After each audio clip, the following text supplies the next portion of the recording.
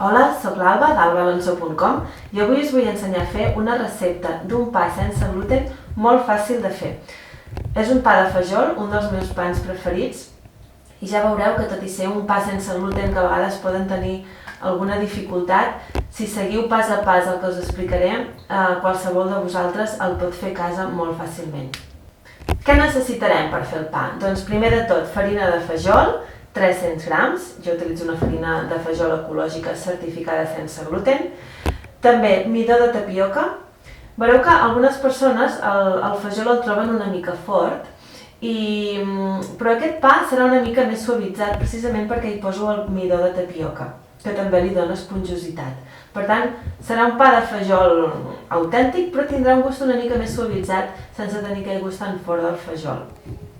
Per tant, també necessitarem, a part del midó de tapioca, psyllium. El psyllium és important per aglutinar el pa, ja que el gluten fa una funció aglutinant. Quan fem pa sense gluten, doncs necessitem un aglutinant. Normalment es posa o psyllium o goma xantana. Jo prefereixo el psyllium per ser un aliment que és la pellofa d'una llavor, és un aliment natural i amb algunes propietats també. També necessitarem sal, jo utilitzo sempre la sal marina sense refinar. És important que sigui sense refinar perquè conté un equilibri de diferents minerals i oligoelements i no té els efectes perjudicials que pot tenir el sodi sol de sal de taula refinada. I per últim, doncs el llevat sec, que és un llevat sec sense gluten també. I aigua, aigua també, uns 410 grams d'aigua, que es poden modificar lleugerament en funció de si queda molt espès o menys. Bé, doncs primer de tot barrejarem la farina amb el midó i la sal. La farina es pot tamisar, de fet va bé que s'airegi una mica la farina, la podeu tamisar que també quedarà una mica més fina, i si no, també una tècnica és fer-ho amb les mateixes mans, barrejar ara aquesta sal amb la farina i el midó, barrejar-ho amb els dits així i anar fent així, perquè també es vagi airejant la farina.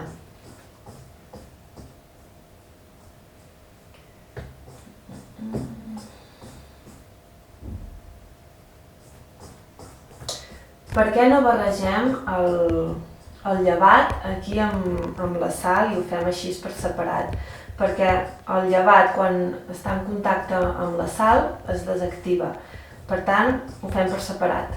Primer barregem la sal bé amb la farina i després el llevat el barrejarem bé amb l'aigua. Així estarà tot més diluït i no hi haurà perill de que es desactivi. Bé, doncs quan ja tenim la farina amb la sal barrejada, primer posaré l'aigua aquí perquè veureu com ho faig per barrejar-ho. L'aigua pot ser tèbia o a temperatura ambient. Si és tèbia ajudarà que s'activi més el llevat, però no és imprescindible. L'aigua a temperatura ambient doncs, també fermentarà igual el pa. Primer barrejo el llevat amb l'aigua i faig servir aquestes varilles.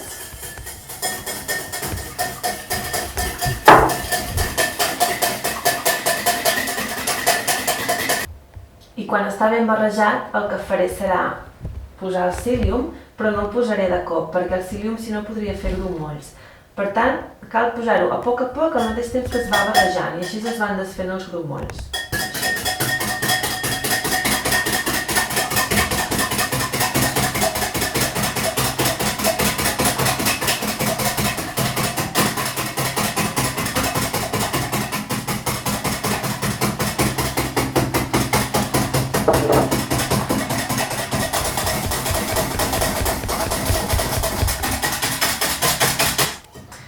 Bé, doncs ja està ben barrejat el psyllium i ara el barrejarem la farina.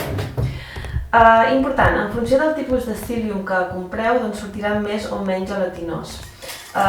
Jo aquest últim que he comprat és només la pellofa i no queda tan gelatinós com si és el psyllium en pols, la llavor triturada. És indiferent, els dos serveixen.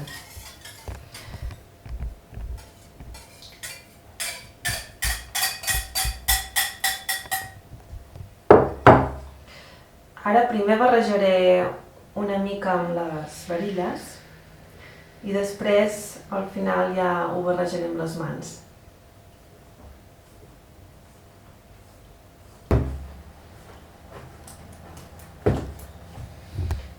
Ara que ja es queda molt enganxat aquí, doncs ho vaig traient amb els dits.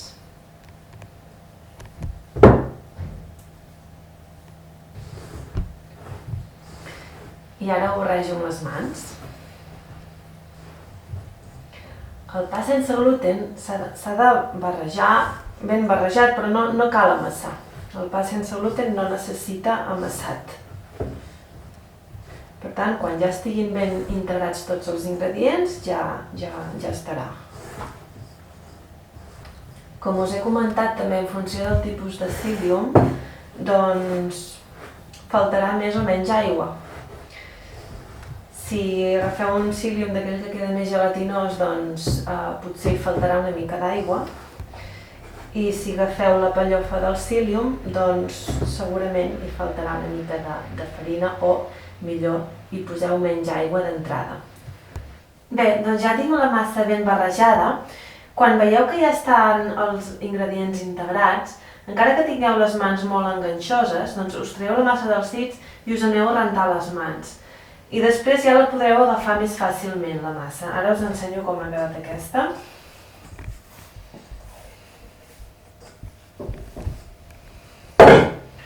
Mireu, ara amb les mans netes ja es pot agafar bé i es pot manipular.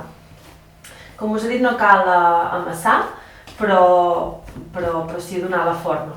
Ara ja donaríem la forma que agafarà fins al final i ho deixarem reposar. Aquí he portat això, com veieu, per què? Així és com ho posaré jo per reposar, perquè així agafo aquesta pala perquè la pugui posar més fàcilment al forn. A sobre posarem paper de forn. Com veieu, aquest paper de forn quan es talla normalment queda així enrotllat. Perquè no passi això, doncs el podeu arrugar directament.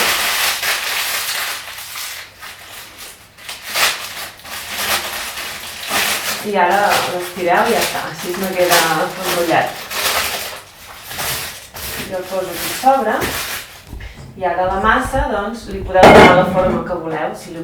Si voleu fer tipus barra, doncs podeu anar posant així. I si no, doncs jo ara el faré en rodó, perquè m'agrada més rodó.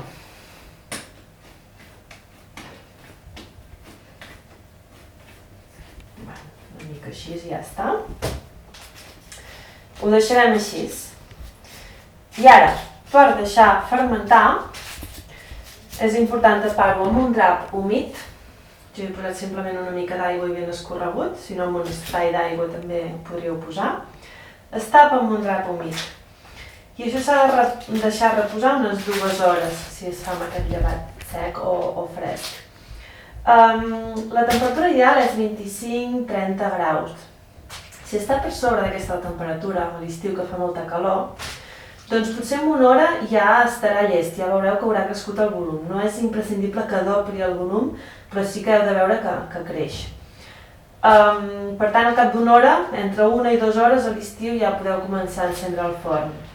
I a l'hivern, que fa una temperatura més baixa, jo recomano posar-ho a dins del forn, a fermentar, amb una olla amb aigua bullent. És a dir, poseu una olla amb aigua a bullir al foc, normal, tapada, i quan estigui bullint, doncs la poseu a dins el forn, a la part de baix, i així ja generarà una escalfor que es mantindrà i la massa la poseu a la plata de dalt. I així amb aquestes 2 hores, amb aquesta escalfor ja podrà créixer. Una altra opció seria posar-ho a dins d'una nevera d'aquelles de càmping i posar-hi una ampolla d'aigua calenta dintre i ben tapat. Seria com fer una fermentadora natural. Doncs el pa ja fermentat, aquí el tenim. L'he deixat 2 hores a dins del forn, com us he explicat, amb el forn tancat i amb una olla que havia bullit aigua prèviament per generar calor. Ara he escalfat el forn a 250 graus i quan ja estigui calent posaré el pa i baixaré la temperatura a 200 graus i el deixaré coure 50 minuts. En algunes ocasions, depèn del forn, si veieu que està com molt pàl·lid o així, doncs el podeu deixar 10 minuts més, però normalment en 50 minuts ja està. Ara, mentre escalfo el forn, he deixat la plata a dintre on posaré el pa a sobre. Amb això de fusta, com us he comentat, ho faré servir per posar el pa així. Evidentment, això no quedarà al forn. Només el pa a sobre la plata, perquè és important que estigui calenta. I a sota del forn hi posarem mig vas d'aigua en un motlle que es pugui posar al forn per generar vapor durant la cocció. Ara el que farem serà preparar el pa per posar-lo a dintre, que bàsicament és fer un tall perquè s'obri per aquí, perquè quan creixi a dins del forn es pugui obrir per aquí i no es trenqui pels costats. Agafo un ganivet fi per fer-ho i simplement faré un tall així, es podria fer només un tall, però jo en faré dos. I un tall així, com una creu. Veureu que està ben fermentat perquè a l'obrir una mica aquest tall ja fa com es veu com si fos un pa cuit. I ara el que faré també serà posar-hi farina per sobre. I ara així com està, doncs ja el posaré al forn quan estigui calent i el deixaré coure 50 minuts a 200 graus. Doncs ja tenim el pa fet, mireu com ha quedat. Ara l'acabo de treure del forn, per tant s'ha de deixar refredar completament, que poden passar unes 2 hores tranquil·lament abans de tallar-lo. És important deixar-lo refredar sobre una reixa com aquesta perquè passi aire per tots costats i no agafi humitat. Doncs fins aquí la recepta que us volia explicar, espero que us hagi agradat i que disfruteu molt d'aquest pa. I us recordo que també podeu veure altres receptes de pans sense gluten i d'altres de diferents tipus a la meva web, que és albaalonso.com. Fins aviat!